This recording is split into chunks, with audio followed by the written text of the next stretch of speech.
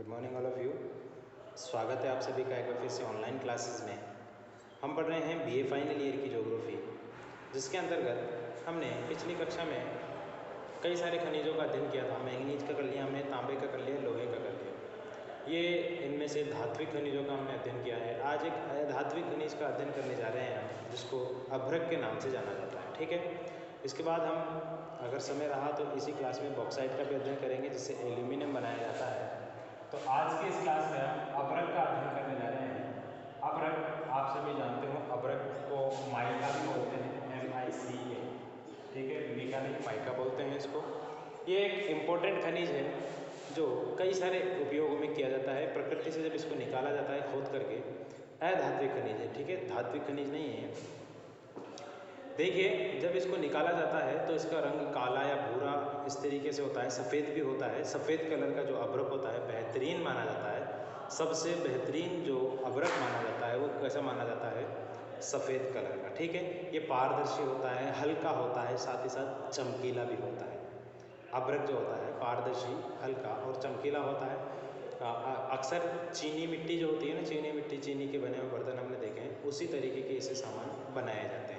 अब हमने देखा है अक्सर अभ्रक का जो इस्तेमाल किया जाता है, हमने अक्सर जो देखा है वो आपने देखा होगा, ये खंभा होता है। इस खंभे के ऊपर यहाँ पे एक काली सी रिंग लगी होती है, जिस पे तार बांधे जाते हैं। ठीक है, ताकि वो तार इस खंभे के टच ना हो। इस तरीके से जो होता है वो क्या होता है? वो अभ्रक होता है। ठीक है, सॉरी, अभ्रक का बना होता है। ठीक है, तो उसी अभ्रक की हम बात करेंगे आज। अभ्रक से देखिए कई सारी चीज़ों का निर्माण किया जाता है, जिनमें आप कह सकते हैं कि रेडियो के अंदर की जो सामग्री होती है, इसके अलावा वायुयान, जो इसके अलावा चमकीला होता है तो कई औषधियों का निर्माण भी इससे किया जाता है। टेलीफोन, बिजली के तार, तार बांधने के खंभे, बिजली के तारों के ऊपर जो पट्टी चढ़ाई जाती है उसमें इसका इस्तेमाल किया जाता है। मोटर, रेडियो में यान, वायुयान जिसको बोलते हैं, श्रृंगार सामग्री, और साथ ही साथ खिड़कियों, दरवाज़ों, बनावट और सजावट के सामानों में इसका उपयोग किया जाता है। ठीक है, ये विद्युत का कुचालक होता है। ध्यान रखिए, हमने इससे पहले पढ़ा था तांबा विद्युत का सुचालक होता है, लोहा भी सुचालक होता है, मैंगनीज भी सुचालक होता है। सुचालक और कुचालक का मतलब यह है कि उसमें करंट आता है, इसमें करंट नहीं आता। ठीक, तो ये विद्युत का कुचालक होता है, इसलिए बिजली के उपकरणों में इसका इस्तेमाल किया जाता है ताकि तारों का आपस में टकराव ना हो, करंट ना फैले, यानी करंट को फैलने से रोकने के लिए इसका इस्तेमाल किया जाता है। क्या है? अभ्रक। चलिए, इसके बाद हम देख लेते हैं अभ्रक जो है कि गुणवत्ता और प्रकार के आधार पर जो 3 प्रकार के बताए गए हैं। कौन कौन से 3 प्रकार हैं? 3 प्रकार के अभ्रक होते हैं। देखिए, गुणवत्ता के आधार पर एक होता है सफ़ेद अभ्रक, जिसको रूबी अभ्रक के नाम से भी जाना जाता है। सफ़ेद या रूबी अभ्रक, ये सबसे बेस्ट होता है। सबसे अच्छा जो अभ्रक माना जाता है वो इसी को माना जाता है। इसको मस्को वाइट के नाम से भी जाना जाता है। मस्को वाइट, मस्को वाइट के नाम से इसको जाना जाता है, यानी कि कह सकते हैं कि इसका ये अयस्क है। ठीक है, मस्को वाइट के नाम से सफ़ेद अभ्रक को जाना जाता है, जो एक इम्पोर्टेंट है। इसके बाद जो दूसरा है वो होता है या तो काला कह दीजिए या गुलाबी। कुछ किताबों में काला अभ्रक भी होता है। इसका रंग गुलाबी से लेकर के भूरा होता है, ब्राउन तक। ठीक है, ये गुलाबी अभ्रक, इसको जो कहा जाता है, इसको कहा जाता है बायोटाइट। बायोटाइट नाम से इसको जाना। ध्यान रखिएगा, ये आप याद कर लीजिएगा, इसमें कोई समझने वाली चीज़ है नहीं। ठीक है, ये याद करने की ही चीज़ें हैं। तीसरे नंबर का जो है वो होता है पीले रंग का अभ्रक। कैसा? येलो, पीले रंग का अभ्रक, जिसको क्या कहा जाता है? फ्लोगोबाइट। फ्लोगोबाइट इसको कहा जाता है। ठीक है, ये अभ्रक के 3 प्रकार है। एक तो है गुलाबी, एक है पीला और एक है कैसा? एक है सफ़ेद अभ्रक, यानी कि रूबी अभ्रक। रूबी अभ्रक को मस्को वाइट के नाम से जाना जाता है, और गुलाबी को क्या कहा जाता है? बायोटाइट, और पीले अभ्रक को फ्लोगोबाइट के नाम से जाना जाता है। अभ्रक का अयस्क जो होता है, अभ्रक का अयस्क, अभ्रक के अयस्क को किस नाम से जाना जाता है? देखिए, अभ्रक का अयस्क होता है पिगमाइट के नाम से। पिगमाइट, अभ्रक का अयस्क कौन सा होता है? पिगमेंट। अभ्रक का अयस्क का नाम क्या है? पिगमेंट। इतनी चीज़ें आप याद रख लेंगे तो ज़्यादा मुश्किल नहीं है। ठीक, ये बातें आपको याद हो जाएगी। अब देखिए, बहुत आसान चैप्टर है आज का, ज़्यादा मुश्किल नहीं है, ये आप याद कर लेना। फिर इसके बाद देखिए, अभ्रक का जो विश्व में सर्वाधिक उत्पादन करने वाला देश है वो भारत है। ठीक है, अभ्रक का सबसे ज़्यादा विश्व में अगर कहीं उत्पादन होता है तो भारत में होता है, यानी कि कह सकते हैं विश्व में सर्वाधिक अभ्रक का उत्पादन करने वाला देश कौन सा है? भारत है। लगभग 70 से 80% अभ्रक विश्व का अकेला भारत उत्पादित करता है। बात आपके समझ में आ रही होगी। अब भारत तो हमने देख लिया, अब भारत के अंदर देख रहे थे। भारत में भंडार भी काफ़ी है और उत्पादन भी काफ़ी है, यानी कि सबसे पहले नंबर पर अगर आता है तो भारत आता है। ठीक है, अब हम भारत के अंदर देख लेते हैं। देखिए, भारत में जो सर्वाधिक भंडार पाए जाते हैं अभ्रक के, भंडार की दृष्टि से राजस्थान अव्वल नंबर पर है, राजस्थान का पहला नंबर है। और अगर उत्पादन की दृष्टि से देखा जाए, भारत में सर्वाधिक उत्पादन अगर देखा जाए तो सर्वाधिक उत्पादन में आंध्र प्रदेश नंबर पर है। ठीक है, बात समझ में आ रही है? अगर भारत में पूछ लिया जाए कि सर्वाधिक भंडार कहाँ पर पाया जाता है तो वो तो पाया जाता है राजस्थान में। लेकिन पूछ लिया जाए कि अभ्रक का सर्वाधिक उत्पादन करने वाला राज्य कौन सा है तो वो कौन सा रहेगा? आंध्र प्रदेश। ठीक है, ज़्यादा मुश्किल नहीं, आसान। लगभग 50%, आधे से ज़्यादा उत्पादन कौन करता है? आंध्र प्रदेश। पहले राजस्थान ही था इसमें पहले नंबर पर, लेकिन अब वर्तमान में कौन आ गया है? आंध्र प्रदेश। ठीक है, अब देख लेते हैं हम भारत में कौन कौन से राज्य हैं जिनके कौन कौन से क्षेत्रों में अभ्रक का उत्पादन सर्वाधिक किया जाता है। ठीक है, अभ्रक के कौन कौन से राज्य हैं जो शीर्ष पर है, उनमें कौन कौन से ऐसे जिले हैं जहां पर इसका उत्पादन किया जाता है। देखिए, सबसे पहले हमने आपको बताया आंध्र प्रदेश। क्या है? आंध्र प्रदेश। आंध्र प्रदेश नंबर 1 पर है। इसका ध्यान रखिएगा, एक जगह का नाम है, जिला है इसका नेल्लोर। क्या नाम है?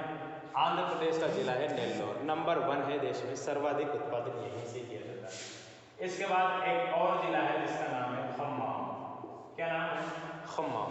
नेल्लोर जिला है, उसके बाद खम्माम जिला है, एक और जिला है उसका क्या नाम है? गुंटूर। आंध्र प्रदेश के ये कम से कम 3 जिले तो आपको याद होने ही चाहिए।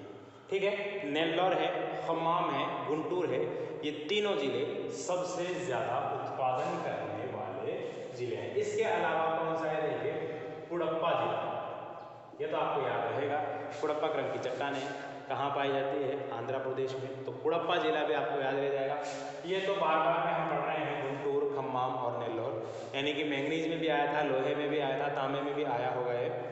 तो ये याद हो जाने चाहिए तुमको। उड़ीसा के कुछ ज़िले हैं, झारखंड के कुछ ज़िले हैं, छत्तीसगढ़ के कुछ ज़िले हैं, एमपी के कुछ ज़िले हैं, कर्नाटका और तमिलनाडु, यानी कि कहा जाए कि जहाँ जहाँ खनिजों का उत्पादन होता है वहाँ वहाँ के ज़िलों के नाम आपको कम से कम 3 तो याद होने ही चाहिए। ठीक है, जैसे एमपी के ज़िलों की बात कर लेते हैं, एमपी में जबलपुर आपको याद हो जाना चाहिए, बालाघाट आपको याद हो जाना चाहिए। ठीक है, और छत्तीसगढ़ की बात करते हैं तो छत्तीसगढ़ में आपको रायपुर याद होना चाहिए, दुर्ग याद हो जाना चाहिए, बस्तर याद हो जाना चाहिए, इंपॉर्टेंट है, बार बार में आ रहे हैं। झारखंड में हजारीबाग आपको याद हो जाना चाहिए। ठीक है, साहिबगंज आपको याद हो जाना चाहिए, पलामू आपको, गिरिडीह, कोडरमा वगैरह ये सब कुछ याद होना चाहिए। मयूरभंज, सुलेपाद, बादाम पहाड़, ये सुंदरगढ़, ये संबलपुर, ये वगैरह कहाँ पे आपको उड़ीसा में याद होना चाहिए। इसके अलावा शिमोगा है, तुमकुर है, बाबा बुदन की पहाड़ियाँ हैं, बेलगांव है, बेल्लारी है, चित्रदुर्ग है, चिकमंगलूर है, ये आपको कर्नाटका में याद हो जाने चाहिए। कोयम्बटूर है, मदुरई है, इसके अलावा नल्ला मलाई क्षेत्र है, ये सभी आपको कहाँ पे तमिलनाडु में याद हो जाने चाहिए। इस तरीके से आंध्र प्रदेश में गुंटूर है, विशाखापत्तनम भी है। विशाखापत्तनम हालांकि कम आया है, लेकिन अगर नहीं आता आपको तो लिख देने में क्या जाता है आपका, ठीक है। खम्माम है, नेल्लोर है, ये सभी गुंटूर वगैरह आपको याद हो जाने चाहिए, ठीक है। इनको रटना ही पड़ेगा, ठीक है, आसान है रटना इनको। इसकी 3-3 4-4 आपको याद करने हैं, ज़्यादा याद नहीं करना, ठीक है। महाराष्ट्र में ज़्यादा नाम नहीं आया अभी तक, महाराष्ट्र का नाम नहीं आ रहा अभी ज़्यादा। महाराष्ट्र का जब हम उद्योग पढ़ेंगे, उद्योगों में जरूर नाम आएगा, चीनी उद्योग में आएगा, वस्त्र उद्योग में आएगा, सब उद्योगों में उसका नाम आएगा। तो महाराष्ट्र के अभी आपको याद नहीं करने। महाराष्ट्र में अभी तक चांदा जिला आया है, रत्नागिरी जिला आया है, ये 2 जिले आपको, नासिक वगैरह आया है, इनको आपको याद रखना है, ठीक है। चलिए, मतलब ये जो कहा जा रहा है आपको, एक तो छोटा नागपुर के पठार के आसपास वाला ओडिशा है, झारखंड है, छत्तीसगढ़ है, मध्य प्रदेश है, इनके आपको जिलों के नाम याद हो जाने चाहिए। कर्नाटका के याद हो जाने चाहिए, आंध्र प्रदेश के, बाकी पहाड़ में जाओ, ठीक है। इतने आपको याद करना है। चलिए, कुड़प्पा जिला है, कुड़प्पा जिला के बाद गुंटूर हो गया आपका, और एक जिला है आपका अनंतपुर, ये नया है, इसमें ये भी याद कर लीजिएगा, अनंतपुर। और एक है प्रकाशन, ठीक है। ये आंध्र प्रदेश के जिले हैं। आंध्र प्रदेश सर्वाधिक उत्पादन करता है अबरक का भारत में, ठीक है। नंबर 2 पर जो राज्य आता है वो आता है राजस्थान। कौन सा आता है? राजस्थान। राजस्थान अबरक के उत्पादन में भारत में दूसरे नंबर पर आता है। राजस्थान में सर्वाधिक अबरक उत्पादन करने वाले जिलों में भीलवाड़ा है, भीलवाड़ा है, इसके अलावा उदयपुर है, जयपुर है, टोंक है, सीकर है, इसके अलावा उदयपुर हो गया, टोंक हो गया, इसके अलावा अजमेर है, ये सभी जिले, ठीक है। भीलवाड़ा में सर्वाधिक उत्पादन होता है, उदयपुर में भी सर्वाधिक उत्पादन होता है। कहा जा सकता है कि इन दोनों में सर्वाधिक उत्पादन राजस्थान में किया जाता है। जयपुर, टोंक, अजमेर और सीकर, ये अन्य राज्यों के नाम आपको, अन्य जिलों के नाम आपको राजस्थान के संदर्भ में याद रखने हैं, ठीक है। इसके अलावा तीसरे नंबर पर जो है, तीसरे नंबर पर आता है झारखंड। कौन सा आता है गुरु जी? झारखंड, ठीक है। झारखंड का अबरक उत्पादन में देश में तीसरा स्थान है, ठीक। झारखंड के कुछ जिले हैं देखिए, जिनमें कोडरमा, ये भी आपको याद रहना चाहिए, गिरिडीह, इसके अलावा है सिंगभूम, ये भी आपको याद रहना चाहिए, बार बार में आ रहा है, देवगढ़, धनबाद, बोकारो और झारखंड की रांची, ठीक है, राजधानी है। ये झारखंड के प्रमुख क्षेत्र है जहाँ पर झारखंड में क्या निकाला जाता है? अबरक निकाला जाता है, ठीक है। इसके बाद एक राज्य और है, झारखंड का मूल राज्य जो है बिहार। बिहार में भी अबरक का उत्पादन काफ़ी मात्रा में किया जाता है। बिहार के जिले देखिए, बिहार में औरंगाबाद है,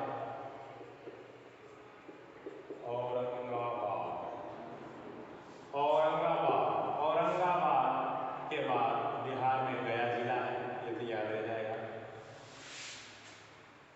गया को आप मत भूलिएगा। औरंगाबाद है, गया है, इसके अलावा अन्य जिलों में कौन सा है देखिए, मुंगेर है,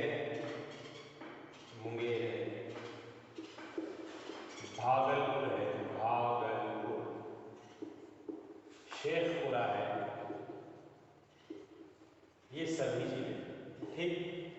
इन जिलों में क्या उत्पादन किया जाता है? अबरक का उत्पादन किया जाता है। कहाँ पर? बिहार, ठीक है। अन्य अगर राज्यों की बात कर लें भारत के संदर्भ में, भारत में अन्य राज्यों की बात कर लें तो अन्य राज्यों में इम्पोर्टेंट राज्य जो है वो है तमिलनाडु, ओडिशा और इसके अलावा हरियाणा। ये नाम कम ही आता है, लेकिन कुछ मात्रा में, बहुत कुछ मात्रा में यहाँ पर निकाला जाता है, बहुत कम मात्रा में इन सभी राज्यों में अभ्रक का उत्पादन किया जाता है। तो इस तरीके से ये अभ्रक आज का हमारा टॉपिक था। उम्मीद है आपको समझ में आया होगा। अभ्रक 3 इसके जो प्रकार होते हैं, सफ़ेद, पीला और गुलाबी। सफ़ेद को मस्कोवाइट कहते हैं, जो सबसे बेहतरीन किस्म का होता है। गुलाबी को बायोटाइट कहा जाता है और उसको क्या कहा जाता है, उसको कहा जाता है फ्लावोवाइट। ठीक है, कौन सा है ये। इसके बाद अभ्रक का जो अयस्क होता है पिगमाइट कहते हैं उसको। फिर हमने देखा अभ्रक के अयस्क को, अभ्रक के अयस्क को पिगमाइट कहते हैं, ये भी आपको बता दिया हमने। फिर हमने आपको बताया कि विश्व में सर्वाधिक उत्पादन करने वाला, भंडार रखने वाला भारत ही है। भारत के संदर्भ में बताया सर्वाधिक भंडार तो राजस्थान में है, लेकिन उत्पादन आंध्र प्रदेश करता है। आंध्र प्रदेश के 3-4 जिले आप याद कर लीजिएगा, नेल्लोर, खम्मम और इसके अलावा गुंटूर जिला आप याद रख लीजिएगा, कुड़प्पा याद रख लीजिएगा, ये काफ़ी है। अनंतपुर भी बताया मैंने आपको। इसके बाद फिर दूसरे नंबर पर राजस्थान है, उदयपुर है, भीलवाड़ा है, जयपुर है, अजमेर है, सीकर है, टोंक है, ये बताया मैंने आपको। फिर इसके बाद तीसरे नंबर पर जो इम्पोर्टेंट है वो झारखंड है।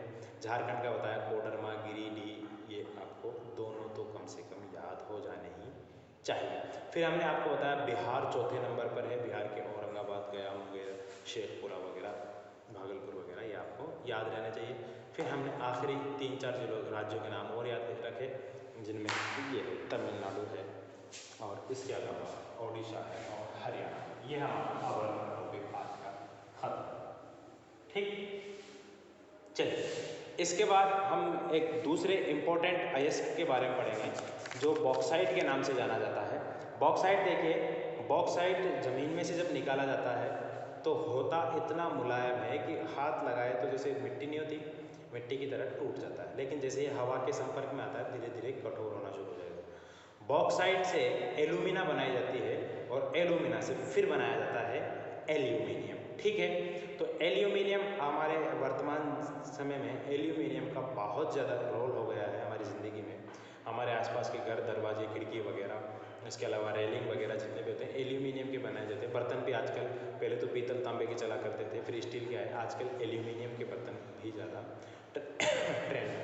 तो चलिए आइए हम पढ़ेंगे अब एल्यूमिनियम को। ठीक है, चलिए एल्यूमिनियम का हम पढ़ने वाले हैं। तो देखिए एल्यूमिनियम लिख देते हैं यहाँ पर, सॉरी बॉक्साइट, क्या लिखेंगे, बॉक्साइट। देखिए बॉक्साइट एक छोटा अयस्क है, लेकिन है बड़ा काम का। भारत का उत्पादन में बहुत पीछे स्थान है, 5वां स्थान है। भंडार की दृष्टि से भारत का 4था स्थान है। ठीक है, लेकिन इससे बनाया क्या जाता है एल्यूमिनियम। एल्यूमिनियम एक इम्पोर्टेंट धातु है। तो देखिए एल्यूमिनियम जो है, एल्यूमिनियम से कई सारी चीज़ें बनाई जाती है। एल्यूमिनियम की बात कर लें, एल्यूमिनियम से जो है बर्तन बनाए जाते हैं, आपको मालूम है, खिड़की बनाए जाते हैं, दरवाजे बनाए जाते हैं, वायुयानों का निर्माण किया, वायुयानों की जो बॉडी है वो बनाई जाती है, मोटर गाड़ियों की बॉडी बनाई जाती है, साथ ही साथ इससे बिजली के तार बनाए जाते हैं, कल पुर्जे यानी कि नट बोल्ट वगैरह, ये सब कुछ इससे एल्यूमिनियम से वर्तमान में बनाए जाते हैं। खिड़की, दरवाजे एल्यूमिनियम से नट बोल्ट बनाने का कारण ये है कि इसमें क्या है, जंग नहीं लगता जल्दी से। ठीक है, लोहे में जंग लग जाता है, लेकिन एल्यूमिनियम के जो होते हैं उनमें जंग नहीं लगता है। ठीक है, एक सिल्क की धातु होती है, थोड़ी चमकीली धातु होती है, इस वजह से। चलिए अब बॉक्साइट को आगे बढ़ते हैं हम। बॉक्साइट में देखिए, बॉक्साइट जो है ये है इस बॉक्साइट जो होता है बेहतरीन किस्म का बॉक्साइट उसे माना जाता है जिसमें 50 से 60% तक क्या एल्यूमिनियम, क्या हो एल्यूमिनियम। यानी कि बॉक्साइट अगर निकाला जाए तो बेहतरीन किस्म का बॉक्साइट उसे के माना जाता है जिसमें 50 से 60% एल्यूमिनियम तत्व हो। इसमें लोहांश की मात्रा होती है, इसमें अन्य सारी धातुएं मिली हुई होती है, लेकिन इसको लोह धातुओं में नहीं रखते, क्योंकि एक कैटेगरी होती है यानी कि 40% से ज़्यादा जिसमें लोहांश पाया जाता है उसी को लोह धातु कहते हैं। इसमें इतना नहीं पाया जाता, लेकिन होता है कुछ मात्रा में। ठीक है, तो ये देखिए आपने। अब देखिए विश्व के संदर्भ में देखा जाए, विश्व के संदर्भ में भारत का भंडारण में 4था स्थान है, उत्पादन में भारत का कौन सा स्थान है, 5वां।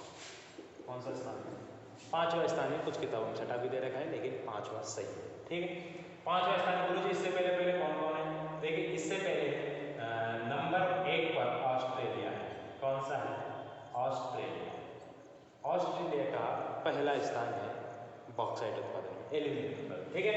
नंबर 2 पर जो है उसका नाम है चाइना। ये तो हमेशा ही रहेगा, पहले दूसरे स्थान पर, तीसरे स्थान पर। कोई सी भी धातु ले लो, कोई सा भी फल फ्रूट ले लो, कोई सी भी चीज़ ले लीजिए आप, चाइना का नंबर तो आता है। विश्व के बड़े देशों में ले लो तो भी आएगा, विश्व की जनसंख्या वाले देशों में ले लो तो भी आएगा, ये पीछे नहीं छोड़ेगा हमारा, ठीक है। चाइना है। फिर इसके बाद एक छोटा सा देश है गिनी, ठीक है, गिनी, गिनी एक देश है। फिर उसके बाद है ब्राजील, इन सभी को आप जानते हो। गिनी आप जानते हो गिनी कहाँ है? अफ्रीका में है। गिनी की खाड़ी, गिनी का तट, भूमध्य रेखा गुजरती है इसके आसपास से, ठीक है। ये अफ्रीका देखा है आपने, तो गिनी यहाँ मिलेगा, ठीक है। ये अफ्रीका इस तरीके से। चलिए, ये विश्व के 4 देश है। इसके बाद भारत का नंबर आता है उत्पादन में। इतना ज़्यादा नहीं होता, आयात करना पड़ता है भारत को, हालांकि कुछ मात्रा में भारत निर्यात भी कर देता है, ठीक है। अब देख लेते हैं भारत में कौन कौन से राज्य हैं जिनमें बॉक्साइट का उत्पादन किया जाता है। नंबर 1 पर देखिए, सर्वाधिक भंडारण, भारत में बॉक्साइट का सर्वाधिक भंडारण और सर्वाधिक उत्पादन 50% से ज़्यादा, आधे से ज़्यादा उत्पादन और भंडारण किसके पास है? ओडिशा के पास, ठीक है। खनिज संसाधन में ओडिशा ने आया तक किया। जिस तरीके से क्रिकेट में जितने भी रिकॉर्ड के नाम बात की जाए तो सचिन तेंदुलकर का नाम उसमें जरूर आता है, इसी तरीके से खनिजों की बात की जाए तो ओडिशा का नाम इसमें जरूर आएगा, ठीक है। तो सर्वाधिक भंडारण, सर्वाधिक उत्पादन कहाँ है? ओडिशा, ठीक है। लगभग 50% से ज़्यादा उत्पादन करता है अकेला, ठीक है, आधे से ज़्यादा, ठीक है। जिस तरीके से विराट कोहली आधे से ज़्यादा टीम के रन मारा जाता है, जब इंडिया का मैच होता है किसी भी टीम से, आधे से ज़्यादा रन विराट कोहली के हो जाते हैं। बचा कुचा फिर रोहित शर्मा वगैरह मार लेते हैं, इस तरीके से बचा कुचा फिर झारखंड वगैरह आ जाएंगे, गुजरात वगैरह, ठीक है, झारखंड कर्नाटक वगैरह ये संभाल लेते हैं फिर आकर। उसी तरीके से कभी धवन संभालता है, कभी रोहित शर्मा संभालता है। चलिए, अब भारत के संदर्भ में देख लेते हैं ओडिशा का कौन कौन सा जिला है, वो देख लेते हैं। ओडिशा, देखिए ओडिशा में आपको बताया था मैंने, कुछ जिलों के नाम आपको याद रखने हैं। हालांकि हो सकता है कुछ जो खनिज पदार्थ है उनमें कुछ आपको अलग मिले, लेकिन अगर आपको नहीं आ रहा है तो आपको जो याद है तो वो तो करके ही आना है, ठीक है। जैसे सिंह भूमि है, आपको याद नहीं आ रहा तो सिंह भूमि आप डाल दो, ठीक, इस तरीके से। तो ओडिशा में देख लेते हैं हम, कालाहांडी है, कोरापुट है, कालाहांडी ठीक है, कोरापुट, संबलपुर आ गया, संबलपुर, रायगढ़, ये 4-5 जिले हैं, इनके नाम आपको याद रखना। संबलपुर आपको याद हो गया होगा, बांध भी बताया था हमने, एक बांध है यहाँ पर, कौन सी नदी पर है आप ये देख लेना उसको। रायगढ़ में बता दिया आपको, कालाहांडी और कोरापुट ये भी याद कर लीजिए, ठीक है। ये ओडिशा के कुछ क्षेत्र है। इसके बाद दूसरा नंबर आता है, दूसरा नंबर आता है आंध्र प्रदेश। कौन सा प्रदेश है? आंध्र प्रदेश। यहाँ भी बॉक्साइट का उत्पादन किया जाता है अच्छी खासी मात्रा में, यानी कि ये दूसरे नंबर पर है आंध्र प्रदेश। आंध्र प्रदेश में देखिए 2-3 जिले हैं। विशाखापत्तनम आपको याद होगा, विशाखापत्तनम, ठीक है। श्रीकाकुलम ये भी याद कर लीजिए, श्रीकाकुलम 4-5 बार आ गए। और एक है विजयनगर, विशाखापत्तनम, विजयनगर भी, ठीक है।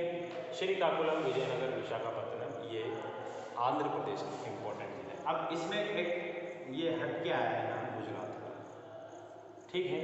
गुजरात में भी काफ़ी मात्रा में इसका उत्पादन होता है। गुजरात के कच्छ का जो क्षेत्र है, कच्छ से लेकर के और कच्छ की खाड़ी से लेकर के और खंबात की खाड़ी तक का क्षेत्र, यानी कि ये वाला जो गुजरात में आपने देखा है, ये वाला क्षेत्र, ये कच्छ की खाड़ी है, ये खंबात की खाड़ी है, देखा ना आपने इस तरीके का।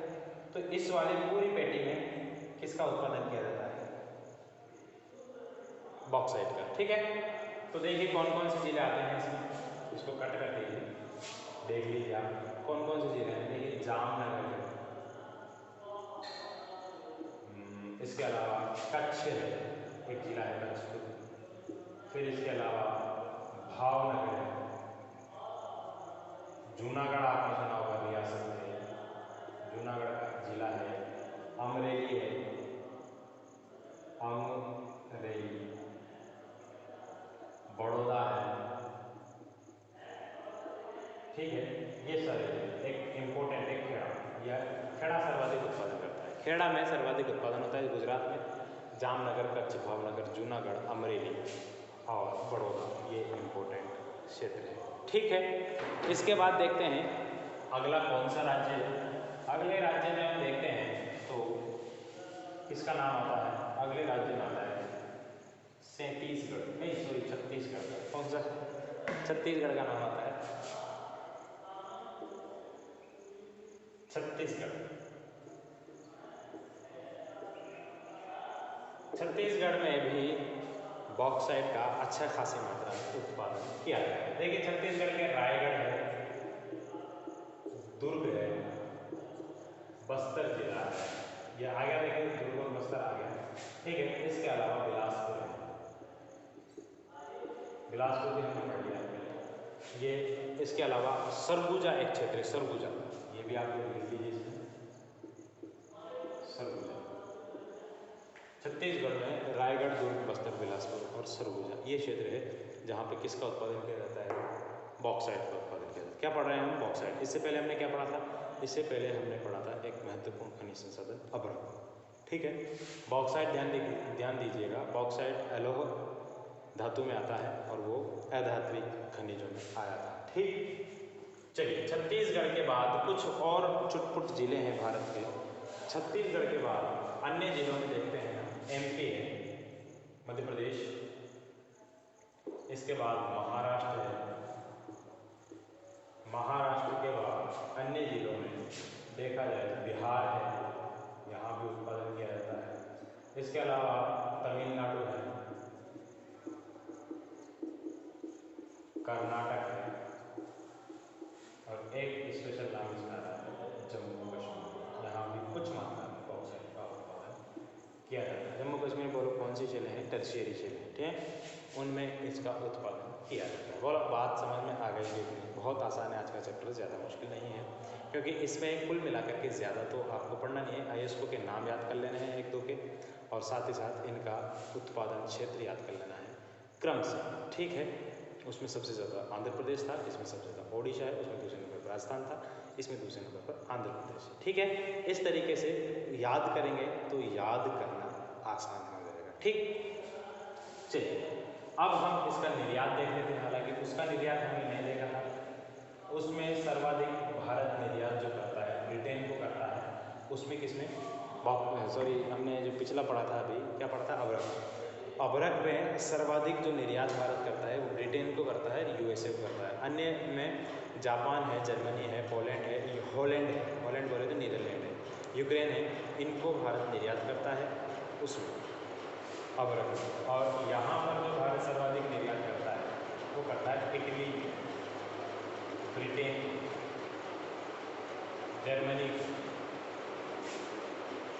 जापान, ठीक है। इन सभी को भारत में बॉक्साइट का निर्यात करता है। जापान ध्यान दीजिएगा, जितने भी खनिज है उन सभी का प्रमुख आयातक देश है, यानी कि सर्वाधिक मात्रा में अगर कच्चे माल का जो आयात करने वाला देश है वो कौन सा है? यही है। ये कौन सा है? जापान, ठीक है। क्योंकि जापान एक टेक्निकल राष्ट्र है, टेक्निकल कंट्री है, जिसमें कच्चे माल का आयात किया जाता है, यानी कि विश्व के अन्य देशों से ये कच्चा माल लेता है अपनी टेक्निक से। उनकी वहाँ पर बहुत सारे फैक्ट्रीज है, उन फैक्ट्रियों के माध्यम से उनको कन्वर्ट करता है, नया माल, तैयार माल उनसे बनाता है और उस तैयार माल को उन्हीं देशों को या अन्य देशों के बाजार में बेच देता है, जिससे ये अच्छा खासा मुनाफा कमाता है, क्योंकि कच्चा माल तो सस्ता होता है। और चूँकि एक फ़ायदा और है इसके पास, क्योंकि ये द्वीपीय देश है, यानी कि समुद्र में है, तो इसके पास जो आता है माल उसको भाड़ा भी कम लगता है। अगर सड़क के माध्यम से आएगा तो भाड़ा ज़्यादा लगेगा, तो भाड़ा भी कम लगता है और साथ ही साथ इसके यहाँ टेक्नोलॉजी अच्छी है, जिस वजह से ये तैयार माल को अच्छे तरीके से अच्छी कीमत पर बेच देते हैं। ठीक है, तो आज का चैप्टर आसान था, ज़्यादा मुश्किल नहीं था। उम्मीद है आपको समझ में आया होगा। हम मिलते हैं अगले वीडियो में एक नए खनिज संसाधन के साथ। तब तक इजाज़त दीजिए।